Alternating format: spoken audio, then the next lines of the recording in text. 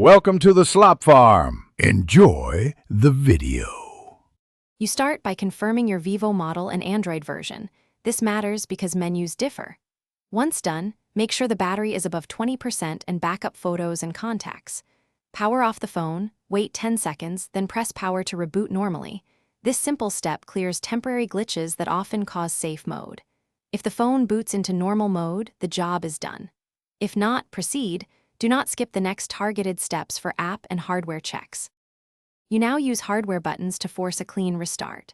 First, hold power and choose Restart or Power Off, then Power On. This often exits safe mode. If that fails, power off again and then press and hold Volume Up plus Power simultaneously until the Vivo logo appears. Release both when the home screen starts. This clears stuck key states that trigger safe mode. Make sure you time presses precisely. Holding too long can enter recovery. Once at home, verify normal functionality. You finish by removing recent apps installed before the issue. One of them often forces safe mode. Once done, reboot normally and check.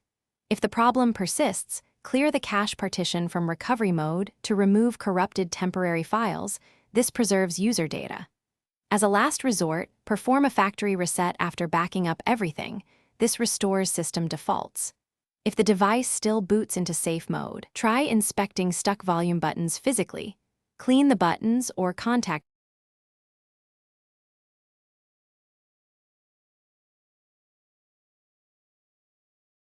Thanks for watching. Consider subscribing if we helped you today.